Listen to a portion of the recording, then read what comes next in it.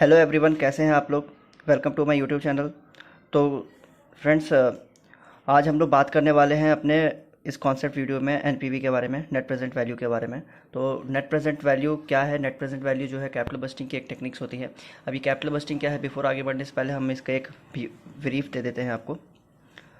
तो capital budgeting जो है, it is all about cash flows and cash flows like cash inflows and outflows.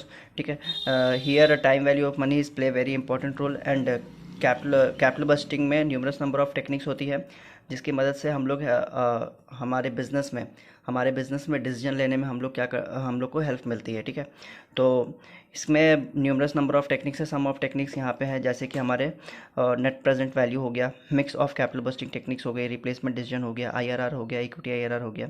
ठीक है, तो ये अलग अलग सिचुएशंस होती है।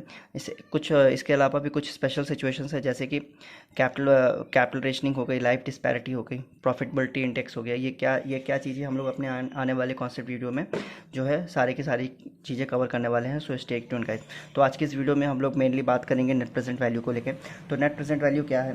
नेट प्रेजेंट वैल्यू है the NPV is the most important capital budgeting techniques is directly shows the how much value added to the shareholders worth in terms of rupees। ठीक है, तो नेट प्रेजेंट वैल्यू क्या है? तो net present value एक capital budgeting की techniques है, और ये हम लोग को डायरेक्टली ये बता देती है कि हमारे जो शेयर होल्डर्स के वर्थ में जो है, ठीक ना, जो शेयर होल्डर्स की नेट वर्थ में जो है वो कितने से इजाफा हुआ है। ठीक ना, वो हम लोग को इन टर्म्स ऑफ मनी के रूप में, इन टर्म्स ऑफ रुपीज़ के रूप में हम लोग को डायरेक्टली बता देगी कि हमारे जो शेयर होल्डर्स के वर्थ में कितने से इजाफा हुआ है। ठीक है, तो उसकी मदद से हम लोग को ये डिसाइड करेंगे कि वेदर तो हम लोग को ये जो प्रोजेक्ट है ये एक्सेप्ट करना है कि नहीं करना है। ठीक है, तो अभी हम लोग सिंपली इसको समझने के लिए एक लेमैन भाषा में समझते हैं। अभी आप ये सब एफएम वगैरह के बारे में भूल जाओ, हम लोग लेमैन भाषा में समझते हैं कि यार ये होता क्या है। तो देखो, सपोज़ करो कोई भी कॉमन मैन है ना, कोई भी कॉमन मैन है, तो वो क्या चाहेगा? वो सबसे पहले यही चाहेगा कि जो उसके कैश इनफ्लोस होते हैं ना, जो उसके कैश इनफ्लोस होते हैं वो कैश आउटफ्लोस से ज़्यादा हो। ठीक है, तो कोई भी कॉमन मैन क्या चाहेगा कि हमारे जो कैश इनफ्लोस है, मतलब मेरे को जो इनकम होने वाली है वो मेरे एक्सपेंडिचर से ज़्यादा होनी चाहिए। ठीक है, तो पहली हमारी अंडरस्टैंडिंग यही है, पहली लर्निंग हमारी यही है। ठीक है, इसके बाद और क्या चाहते हैं, और क्या चाहता है कॉमन मैन? और ये चाहता है कि यार जो हमारे cash inflows minus cash outflows है, जिसको हम लोग नेट कैश फ्लोस भी बोल सकते हैं, वो हमारे ग्रेटर दैन ज़ीरो होने चाहिए। ठीक है, तो दूसरी अंडरस्टैंडिंग हमारी क्या है, दूसरी लर्निंग है हमारी कि हम लोग को सबसे पहले तो कैश इनफ्लोज कैश आउटफ्लो से ज़्यादा चाहिए। ठीक है, और दूसरी अंडरस्टैंडिंग है कि हमारे जो नेट कैश फ्लोज है वो हम लोग को ग्रेटर दैन ज़ीरो चाहिए। ठीक है, अब चलिए आपको, लेकिन यहाँ पे एक प्रॉब्लम है, और वो प्रॉब्लम क्या है, आइए हम लोग एक एग्जांपल से डिस्कस करते हैं। ठीक है, तो सबसे पहले तो सपोज़ करो एक एग्जांपल ले लेते हैं। सपोज़ करो हम लोग ने कुछ इन्वेस्टमेंट करनी है। ईयर ज़ीरो में हम लोग ने कुछ इन्वेस्टमेंट किया और हमारे को कुछ इनफ्लोज वगैरह जो आए हैं वो ईयर वन में, ईयर टू में, ईयर थ्री में कुछ इस प्रकार से आए हुए हैं। ठीक है, तो अब प्रॉब्लम ये है कि यार ये जो हमारे ईयर वन में, ईयर टू में, ईयर थ्री में इनफ्लोज वगैरह आए हैं, ये अलग अलग ईयर में, अलग अलग टाइम स्टैम्प में स्टैंड कर रहा है। ठीक है, और हम लोग को इन दोनों का हम लोग कंपैरिजन जो है वो डायरेक्टली नहीं कर सकते हैं। ठीक है ना, ये अनकम्पेरेबल है, हम लोग को इसको कंपेरेबल बनाना पड़ेगा। कंपेरेबल बनाने के लिए हम लोग को ये जितने भी हमारे इनफ्लोज आए हैं हमारे, इनको हम लोग को पीवी करना पड़ेगा, प्रेजेंट वैल्यू फैक्टर्स लगा के इसका पीवी करके हम लोग को प्रेजेंट में लाना पड़ेगा। और फिर इसके बाद हम लोग जो है वो अपन क्या कर सकते हैं, इसको कंपेयर कर सकते हैं। ठीक ना, इसको कंपेयर करके एनपीवी जो है वो निकाल सकते हैं। ठीक है, तो अब हम लोग को सवाल ये उठता है कि पीवी जो है, पीवी तो करना है, लेकिन पीवी कहाँ तक की करे, किस दिन तक की करे, कैसे करे? तो इसका सबसे बड़ा आंसर है कि जिस दिन आपको डिसीजन लेना है ना, जिस भी दिन आपको डिसीजन लेना है, आपको वहाँ तक की पीवी जो है वो करनी होगी। सपोज़ करो हम लोग डिसीजन जो है वो आज लेने वाले हैं, ईयर ज़ीरो में लेने वाले हैं। ईयर ज़ीरो में हम लोग ने कुछ 100 रुपीज़ की मान लो एक इन्वेस्टमेंट की है, और मेरे को आज ये जानना है कि यार मेरे को अगले 4 साल बाद या अगले 3 साल में मेरे को कितने रुपीज़ रिसीव होंगे। ठीक है, तो इसके लिए हम लोग क्या करेंगे, हम लोग सपोज़ करो हम लोग एक हाइपोथेटिकल एग्जांपल में सपोज़ करो हम लोग ने डिस्काउंटिंग फैक्टर जो है वो 10% से लिया है। तो उस केस में हम लोग क्या करेंगे, हम लोग को उनका सारा जितने भी हमारे कैश इनफ्लोज हैं उनकी ही पीवी करनी है ना, तो कैश इनफ्लोज ले लेंगे, कैश इनफ्लोज से हम लोग डिस्काउंटिंग फैक्टर लगा देंगे, हमारा present value of cash inflows आ जाएंगे।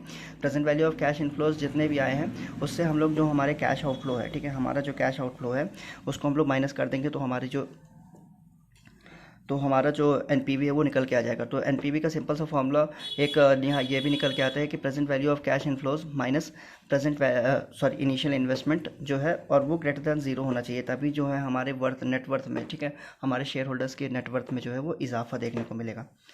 ठीक है, तो अब आपके मन में एक ये भी डाउट आ रहा होगा कि यार कि हमेशा ही स्टार्टिंग में ज़रूरी थोड़ी ना है कि स्टार्टिंग में ही जो है हमारे को कैश आउटफ्लो है, ठीक है ना। कभी कभार हम लोग को हमारे आने वाले समय में भी सब्सिक्वेंट ईयर में भी जो है इनफ्लोज वगैरह जो है हम लोग को करने पड़ते हैं, ठीक है।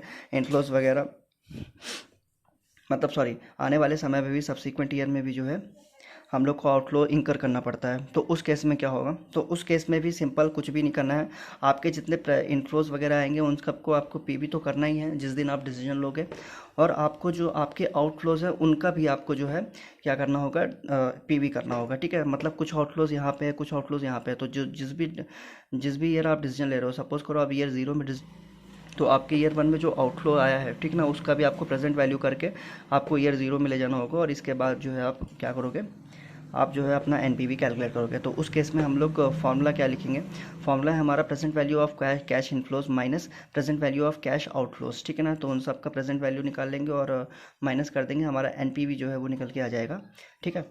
और ऐसे कैसे एक और फॉर्मूला हम लोगों ने यहाँ पे सीखा था, हम लोगों ने क्या सीखा था, present value of cash inflows minus initial investment आप कर दोगे, कैश आउटफ्लोज कर दोगे, तो वो भी आपका एक फॉर्मूला निकल के आ जाएगा, ठीक है। अब यहाँ पे हम लोग डिसीजन कैसे ले, ठीक ना, डिसीजन रूल के बारे में अगर हम लोग डिस्कस करें तो एनपीवी का जो डिसीजन रूल होता है वो बहुत ही सिंपल सा होता है।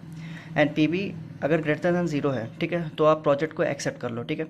और अगर एनपीवी लेस देन ज़ीरो है ना, तो आप प्रोजेक्ट को रिजेक्ट कर दो, ठीक है। सिंपल सा एक रूल होता है, आप अगर एनपीवी ग्रेटर देन ज़ीरो है तो प्रोजेक्ट को आप एक्सेप्ट कर लो, अगर एनपीवी जो है लेस देन ज़ीरो है तो प्रोजेक्ट को जो है वो आप रिजेक्ट कर दो, ठीक है। इसके बाद एनपीवी अब इज इक्वल टू है तो क्या करें, तो मतलब वैसे तो जनरली बुक्स में भी लिखा गया है और सारे स्टडी मैट्स और जितने भी हैं आप रेफ़र करोगे तो उसमें ये बोला जाता है कि आप एनपीवी अगर ज़ीरो है, इक्वल टू ज़ीरो है, तो आप you may be accept the project, you may reject the project, आपके पास चॉइस रहती है।